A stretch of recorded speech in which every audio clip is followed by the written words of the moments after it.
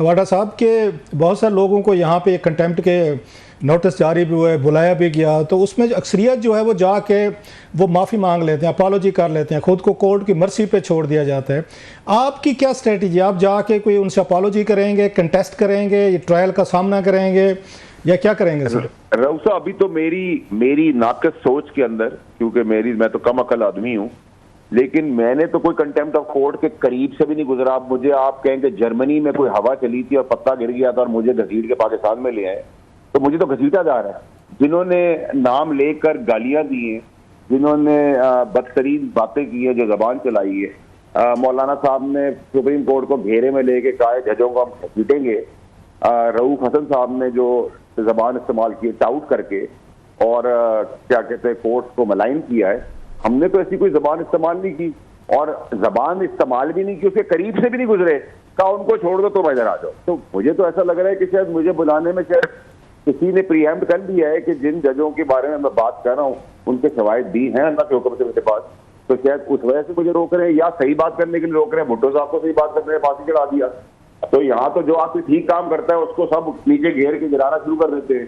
तो अभी तो कंटेम्प्ट का ही मुझे रीजन समझ नहीं आ रहा। और दूसरा है कि मैं तो एक खड़ेदार से भी माफी मांग लूं अगर मैं गलत हूं, मुझे इसमें अल्लाह ने स्ट्रेंथ दी है कि मैं अगर गलत हूं तो मैं खड़े पे जाके कैमरे के सामने माफी मांगता हूं, पैर पड़ सकता हूं। लेकिन अगर मेरी गलती नहीं है, और अब तो गलती का पैमाना तो मुझे समझ नहीं आ रहा क्या है, तो पैमाना मैं गलती पे तो खड़ा ही नहीं हूं, और अब तो मुझे प्रॉक्सी कह दी है।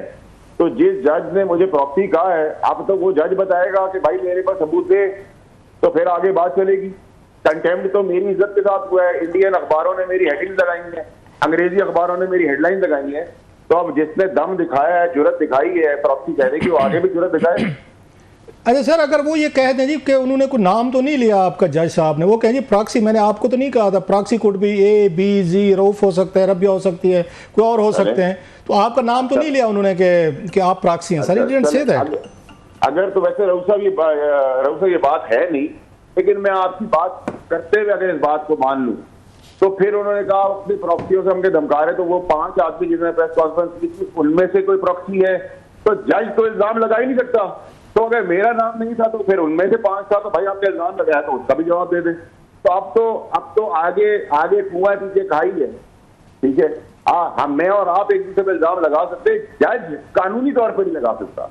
तो जो मेरी इज्जत का कंटेम्प्ट हुआ है, जो मेरे बाप दादा की इंटेग्रिटी का जनाजा हुआ है कंटेम्प्ट में, सवाल उसका होना चाहिए जो मैंने काम नहीं किया, जिन्होंने गालियां दी, जिन्होंने मौला जड़ करके तड़ियां दी, जजेस के नाम लेके कहा हम उनको धमकाएंगे, उनके बदला लेंगे, उनका तो कुछ नहीं किया। मैं करीब से भी नहीं गुजरा तो मुझे घेर लिया है। तो फिर ये तो मैं समझता हूँ कि फिर इस तरह मुझे लग रहा है कि शायद मेरे पास उनको अंदाजा है कि शायद मेरे पास शवाहिद है।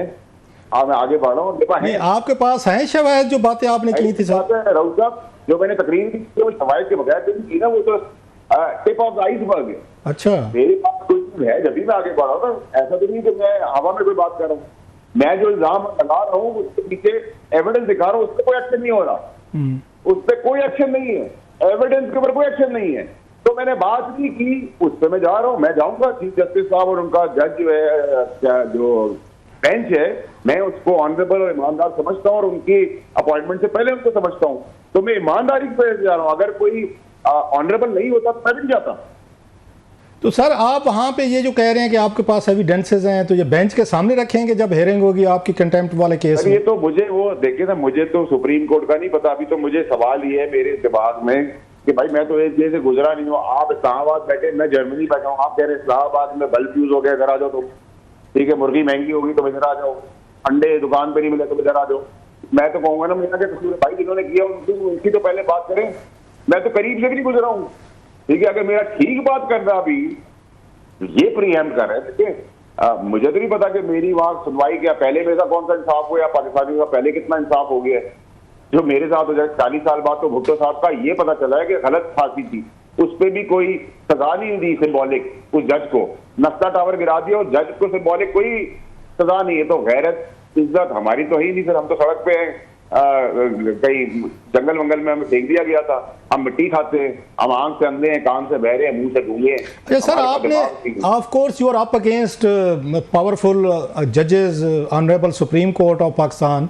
आपने कोई वकील किया है या 2-3 वकील किए हैं या एक वकील किया, या अभी तक आपने कहा वकील की ज़रूरत नहीं है, मैं खुद जाके अपना केस खुद फाइट करूंगा, जैसे इमरान खान साहब आजकल खुद केस अपना प्लीड कर रहे हैं, आप खुद करेंगे या वकील करेंगे, या कोई वकील किया है आपने, कोई मशवरा किसी से किया आपने? सर राउत साहब, हेनरी फोर्ड जो था ना, वो अंगूठा छाप था मेरी तरफ सर, वो हर चीज की नॉलेज बेस्ट लेता था, और मैं भी हर चीज बेस्ट अल्हम्दुलिल्लाह अल्लाह ने काबिल बनाया, नॉलेज से लेके हर चीज बेस्ट करने की कोशिश करूंगा। अब वो तो 5 तारीख को पता चलेगा कि वो वकील आते हैं, उसके वो वकीलों की फौज आती है, मैं अकेला आता हूँ, नहीं आता, कौन आता है कौन नहीं आता, ये तो सर 5 को होगा। मुझे आला अदलिया ने, सुप्रीम कोर्ट ने, ईमानदार जजेस ने बुलाया। आपने बड़ी मिस्ट्री डाल रहे हैं सर, वो जैसे आने लाइटर नोट, गुफ्तगू बड़ी सीरियस हो गई है, मामला भी सीरियस है, और जैसे एंट्री होती है ना सर, मतलब फिल्म का जो वो पहला आप क्योंकि खुद ये चीज़ें देखते रहे करते रहे हैं सर, तो आप जिस तरह मिस्ट्री दे रहे हैं कि आप अकेले आएंगे, 3-4 वकील होंगे, कितने होंगे, कैसे होगी, आप बड़ा इसको मिस्टीरियस अंदाज में पेश कर रहे हैं सर, लोग तो अभी से वेट करना शुरू कर देंगे। नहीं सर लोगों को ये देखना है कि एक आदमी, इनोसेंट आदमी के साथ पहले भी नाइंसाफी हुई है और सच बोलने पे, देखिए रोहित साहब, जो इम्पोर्टेंट चीज है ना, पूरी पाकिस्तान की कौम मेरे साथ खड़ी हो गई है, लोग बोलना शुरू हो गए, लोग बात कर रहे हैं, लोग ठीक को ठीक, गलत गलत कह रहे हैं। मैंने वो बयानिया दिया है पाकिस्तान को, वो लाइन दी है जिससे पाकिस्तान की स्थिति बेहतर हो जाएगी, अदलिया का एक्चुअल वकार बड़ा होगा। आप जबरदस्ती किसी से ना इज्जत करवा सकते हैं, ना जबरदस्ती किसी से नफरत करवा सकते हैं। आपके अमाल, आपके काम, आपके एक्शन आपको आसमान पे ले आते हैं। ये दुनिया की बाय एंड लार्ज हर चीज पे एप्लीकेबल है। तो मेरे साथ तो पूरी कौम खड़ी है, मेरे साथ उन लोगों की दुआएं हैं जिन लोगों के साथ नाइंसाफी हुई है।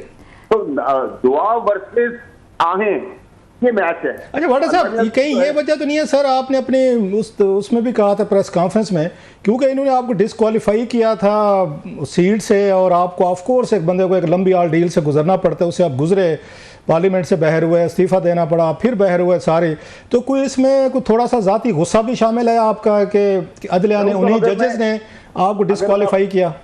रऊफ साहब, अगर मैं आपको ये बात कहूंगा तो ये झूठ होगा। जाहिर बात है, मेरी माँ डेड बेड पे थी, वो उनका इंतकाल हो गया, उस इंतकाल के अंदर मुझे पाबंद करके बेरहमी से डिस्क्वालीफाई किया, मेरी इज्जत का जनाजा उतारा, मेरे पैसे का जनाजा उतारा, मेरे टाइम का जनाजा उठाया, मेरी सियासत का उतारा, मैं दो से गया, मेरा टाइम जाया हुआ, मेरी माँ चली गई, मेरे पर ट्रोलिंग हुई, सब कुछ हुआ। हो तो इंसानी फितरत है सर, लेकिन मैंने भी 2 साल दिल भरा करके ना कभी किसी के बारे में कोई बात की, ना उस चीज को किया, लेकिन मैं काम और मेहनत और अपना होमवर्क और अपनी फाइलों का पेट भरता रहा, क्योंकि ये इंसान का तरीका होता है कि जब वो किसी बड़ी लड़ाई के लिए उतरता है और हक की लड़ाई के लिए उतरता है, 2 कदम 10 कदम पीछे जाता है, फिर वो आगे आता है। तो वो 10 कदम मैंने 2 साल पीछे कर लिए, अब मैं 2 कदम आगे आया। मुझे आपकी बातें सुनकर सर मारियो पुज़ो का मशहूर ज़माना नावल द गॉड फादर की लाइन याद आ रही है। वो कहते हैं ना, उसमें कहते थे revenge is the dish best serve cold. तो आपने वही काम किया सर, 2 साल इंतजार किया है कि I will get the chance to settle scores. Sir ये आइस कोल्ड है, it's not cold, it's ice cold. अच्छा ठीक है सर, अभी तो देखिए इब्तिदाई इश्क क्या होता है, क्या आगे आगे देखिए होता है क्या। वाडा साहब, ये जो इब्तिदाई इश्क आप जिसको कह रहे हैं, इसमें पूरी कौम जो है वो बहुत आगे निकल चुकी है, और जो मामलात हैं वो काफ़ी ज़्यादा एज पे जा चुके हैं। तो आपको नहीं लगता कि इसका कोई अब एक it should wind up now, ये लड़ाई अब किसी मंतकी अंजाम तक पहुंचनी चाहिए, इदारे इसमें शामिल होते जा रहे हैं, अवाम जो है वो अजीब पोलराइज किस्म के एक माशरे में रहने पर मजबूर हो गए हैं। So don't you think it should have a logical and? देखिए, जो आप बात कर रही हैं इसका 500% रास्ता ही लॉजिकल है, बट अगर आप इलॉजिकल वे अपनाएंगे, अगर आप इस प्रोग्राम के अंदर इलॉजिकल हो जाएंगी और मैं लॉजिक अंदाज से आके मर जाऊंगा, तो मेरी टाइम आएगा मैं भी आपके आगे इलॉजिकल प्रोग्राम करने पे मजबूर हो जाऊंगा, और फिर उस इलॉजिकल का इलॉजिकल रिजल्ट आएगा। तो अक्लमंदी तो सबकी ये है कि सब अपने मैंडेट के पीछे चले जाए, अपनी जो काम दिए हैं आईन और कानून ने, उसकी वो काम एटलीस्ट कर दे, और ऐसी बातें ना करें जिससे इंसान की दिल आजारी हो, उस पे इंसाफ हो, सस्ता इंसाफ हो और जल्दी इंसाफ हो। ये नहीं है कि मेरी ट्रोलिंग हो गई, मेरे साथ ये हो गया और मेरे साथ होगा।